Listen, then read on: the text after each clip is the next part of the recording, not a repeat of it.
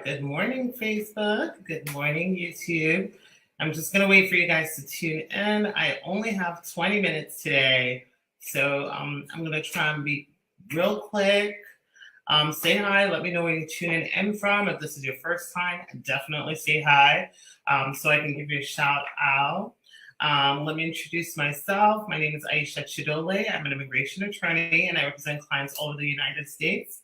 With their family immigration matter, your location is not a problem. We help clients in all 50 states, even though we're located in Atlanta, Georgia, and Orlando, Florida. But your location doesn't matter. And personally, I'm celebrating some good news this morning. I know I talked about this either a few weeks ago or a few lives ago, that USCIS is beginning to approve green cards based on marriage without interviews. We just got our first unicorn. I call it a unicorn because this is the first time. Like, I didn't think this was possible. Approved a client of ours for their green card without an interview. And we submitted that petition this year as well. So I'm so excited for my client from Jamaica that got this approval. So this goes to show that you should never complain when you have an attorney or if you work for our firm and we tell you to give us this information. Oh, why do I have to get this? Why do I have to get that? There's nothing like sending your stuff and being airtight, because the more credible evidence you send, the easier it is for them to make an approval decision. And that could be in your marriage-based case, your conditional green card case, your vow-based case. So which means that this is happening. They're doing this to reduce processing time. There's some cases that are just slam dunk where it's likely more than true that they're in a legitimate marriage. So when you're submitting your application for this first time, give it your all, give it your best shot. If you're one of our clients, you know how much we demand of you, but we do this because we want to make your process easier. We want to make sure that you get that approval. It's funny that some person online said, well, why don't you want to fight? Why would I want to fight when I can make it easier for my client? Like, why would I make it more difficult for my client to get their green card instead of saying, if you give me X, Y, and Z, it'll be easier for you? Who doesn't want the easy process and the quickest process? Like, why do you want to go through trauma, like applying for a green card? Anyway, I'm super happy about that, guys. Really, really happy about that. But moving on. So today I want to talk about what is a conditional green card? Why did I get a conditional green card? A lot of times when people put in, so Lexi Slay says she was also approved without an interview. Congratulations. It is literally the best feeling just to know that you don't have to go in there and deal with, USCIS officers and just be done. But I want to talk about conditional green cards and why you might get a conditional green card, because it confuses a lot of people. So basically, a conditional green card is a green card that's given to you or your child if at the time you were approved for the green card, you and your U.S. citizen or green card holder spouse have only been married for less than 2 years. So if you've been married for 1 year and like 11 months, for instance, and they approve you today, they're going to give you a 2-year green card. And so this two-year green card is conditional, meaning that in 2 years, you have to file for removal of the conditions in your green card to get a 10-year legal permanent residency green card. And the reason why they do this is because, you've obviously been married for a short time and that they want to make sure that your marriage is legitimate. And that after they give you that 2-year green card, that you're still going to continue to live as a marital couple.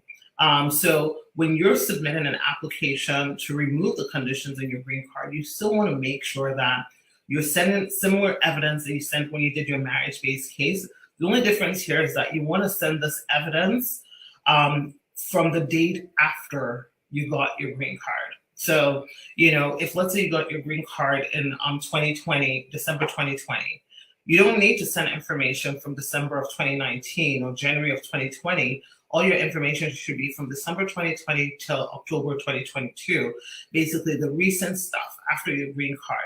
They're much harder in reviewing conditional green card holders than initial green card holders, initial 10-year initial applications for a green card, because for USCIS they feel like if we're approving, if you've been approved for a conditional green card, it means that you have a social security number, you have a green card which allows you to work, you have a green card which allows you to travel.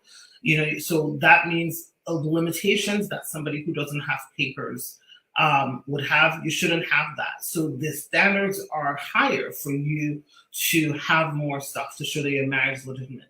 Obviously, there are exceptions where you can apply for exceptions to filing with your spouse, but I'm kind of like focused on just the idea of the conditional green card versus a 10-year green card. And then one thing that we see a lot of people making a mistake about is when their green card, their 2-year green card expires, they file an I-90 and then it keeps getting rejected and they come to us and say, I don't know what's happening. But an I-90 is to renew a 10-year green card. Okay, you cannot use that for a conditional green card. A conditional green card requires you to not only fill an I-751, but it also requires you to produce evidence as you would if you were doing a marriage-based case. So that's really what I wanted to talk about as far as why you got a conditional green card, what you need to do to remove the conditions. Obviously, there are categories to remove the conditions. First one being you and your spouse remove it jointly. Otherwise, you can either show that your spouse has passed away, or you and your spouse are divorced, or your spouse is extremely cruel, or that you can't file with your spouse, and if they don't grant this to you, you're going to experience extreme hardship. If you can show one of those ways, then you'll be able to remove the conditions of your green card. Okay? All right, let me take some questions real quick. I am so happy today for my client, y'all. You don't even know. Hi, Kalilonu. Thank you for joining in your first time. Callie Kai, good morning from Jamaica. Montego Bay, Miss Williams, good morning. Hi, good morning. I'm in another state working. Will that affect my 2-year green card? I need a little bit more context on what you're referring to. What do you mean you're in another state? When you're a 2-year green card holder or 10-year green card holder, you can work wherever you want to work. You just need to update USCIS at your address, unless you're saying that you and your spouse are no longer living together. And if your spouse and you are no longer living together, then you need to, or not living in the same state, then you need to prove and show why you're not living in the same state. Like, speaking of my client who got approved today without an interview, I might add, her and her spouse were not living in the same state, but they had a legitimate reason why. So, again, guys, it's really important to be candid and honest when you're dealing with immigration, because if you've ever heard that phrase, a tangled web you weave with lies you tell, or something like that. I forgot how this quote goes, but when you start lying and it just becomes a tangled web and it's like, well, why this, where it doesn't make sense.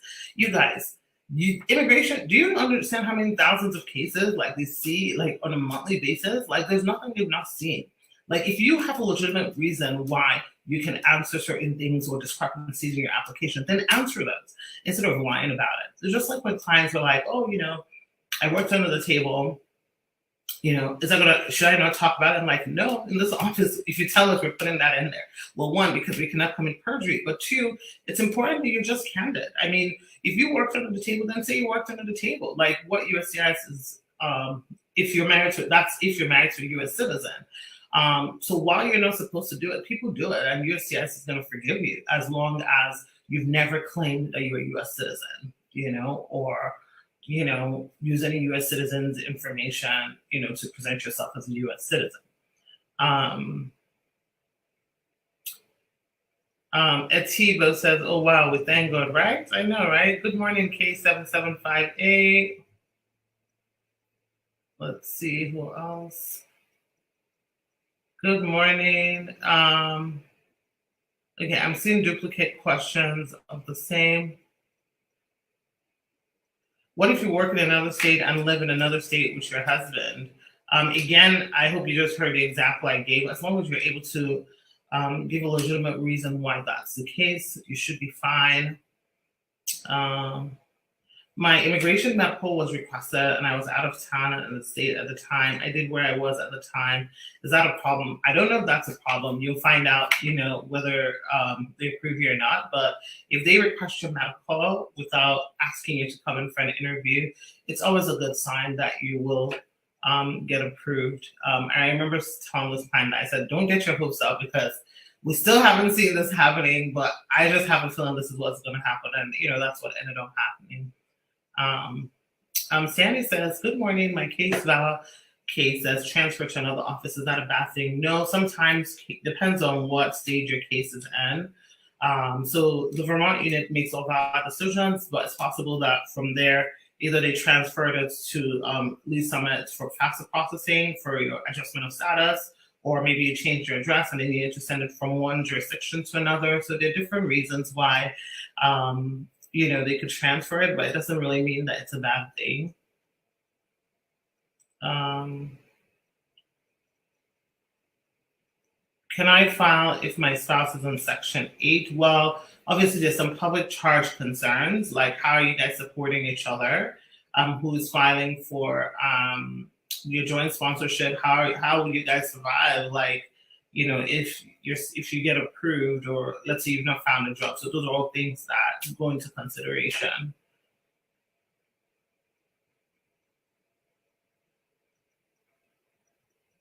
Okay, Kylie Logan said, hello, good morning. I put in my paper last December, but I've not been called for thumbprint. You mean biometrics? What could be the problem? Without knowing what paper you put in, it's hard for me to say.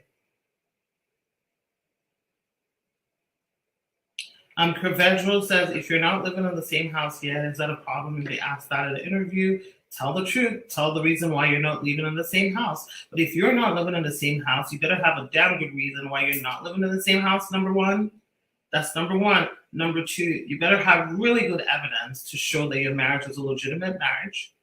And that look at all the things we have together to prove to you that we are truly a legit marriage. It's just that logistics right now, we're trying to work out living together, but these are the logistics that's stopping us from doing it. Okay?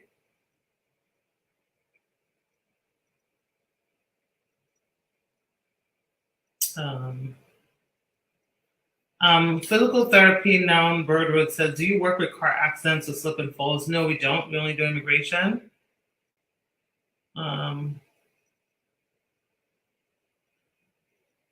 Queen Ishnai says, do you know of any immigration policies for Caribbean nationals? I'm not really sure I understand the question. Like, what policy? Like, what do you mean? Are you talking about like those TPS or something like that? Is that what you're asking?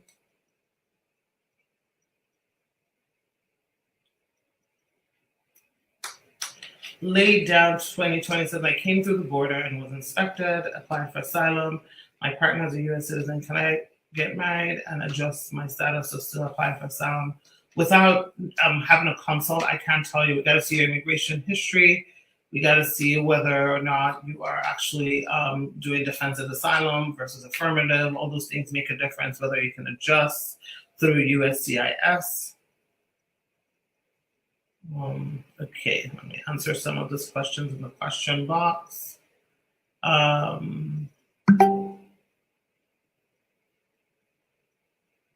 Jen says, I live in Connecticut with my husband, but I work in another state. Will that be because of financial problems? Well, just explain that. Just explain that to them. You gotta just provide proof of the legitimacy of your marriage. Think about it, guys.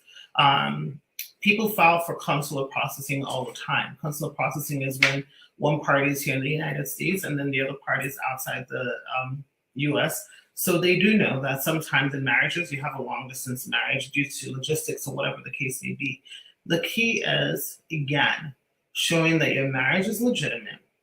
Many people have long distance relationships, but you just want to show it's legitimate. How do you do that? You show trips that you take together. You show visits. You can't say we're in a long distance marriage, but we see each other once every 5 months. That already is a problem. If you're going to see each other every month, this month you go, that month that person comes.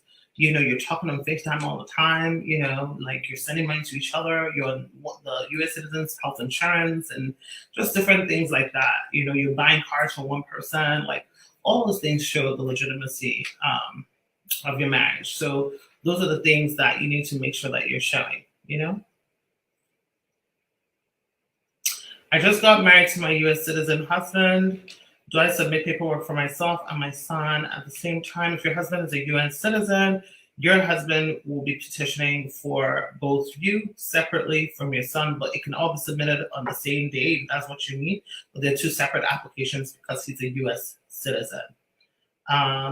Coco says, my vow was approved. The fingerprints were taken to update 4 days ago. Congratulations, your vow was approved. Next thing, if you applied for adjustment of status, is that your case then moves over to the field office, and the field office can decide if they want to waive your interview or schedule you for an interview. Okay. All right. Let's see. I can take a few more questions. How long do work authorizations take for an I-485? Most work authorizations can take anywhere from 4 months to 9 months. That's the general window. Some people could be earlier, some people could be later, but most people will fall in that like 5 to 6 month category. What does it mean of updated fingerprints were taken? Okay, I see somebody else asked that on YouTube as well. It just means that either you just recently went to do your biometrics and they recorded it, or you had an old biometrics that they were able to use and bypass, and then they updated it on the system.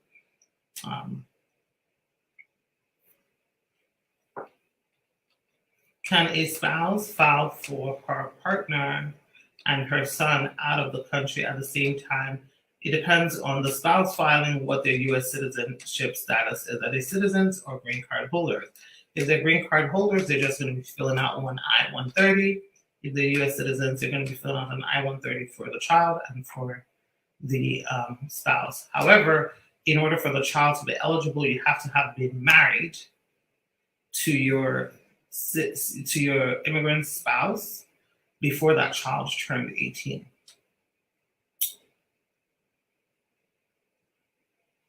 Dijavino says, after marrying a U.S. citizen, how quickly can you submit your paperwork?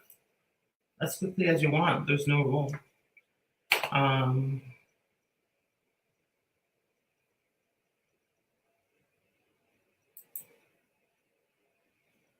What does it mean by correspondence was received and USCIS is receiving it, reviewing it on the I-360? It means exactly that. Sometimes it could be something simple, like for instance, if let's say a client hired us to take over their case, maybe they did their case themselves, or like let's say maybe they hired another attorney and they now want to hire us, like just even entering appearance, like meaning we submit a new G28, it will give that notification on there. If there's an amendment, it will give that same thing as well. So it could be anything that requires them to touch your case and update it.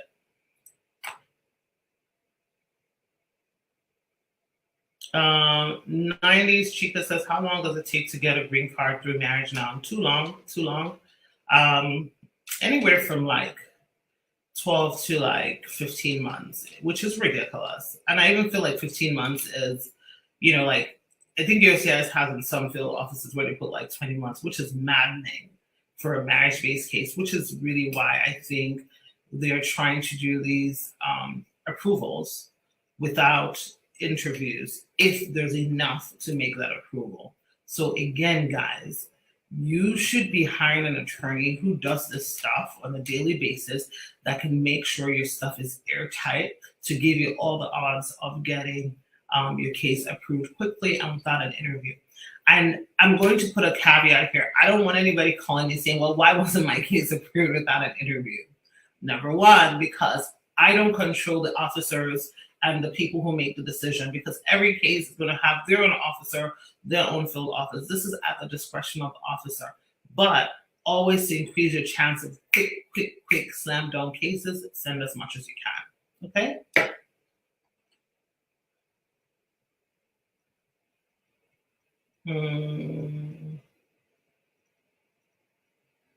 Okay, Coco said Val was approved in April and got update fingerprints were taken. Okay, so yeah, it's moving to probably have you scheduled soon for your interview or asking you for your medical if you didn't send them. I filed for Val in February, finally got my receipt in July. Then I submitted a hardship for my work authorization. I have fingerprints at the end of the week. How long before my work authorization will come? I don't know when your work authorization is going to come. Generally, hardship, it's hard to get a hardship approved. If you're in the healthcare industry, you can get that accelerated quicker. So I would say just go based on the normal timelines that I gave earlier for work permits, or maybe someone will just have pity and just be really quick with it. How long does it take to approve a valid case? Valid cases take anywhere from 2 years, 24 months to 2.5 years. So during that time, if you qualify to apply for adjustment of status and a work permit, definitely do it. Just so you can at least have your 2-year work permit and your 2-year travel permit while you're waiting for them to make a decision on your case. All right, guys, I gotta jump off. I'm not gonna be on the rest of the week. I'm out of the country, but I will see you guys back next week, Monday or Tuesday. All right, guys, have a great rest of your week and talk to y'all later. Bye.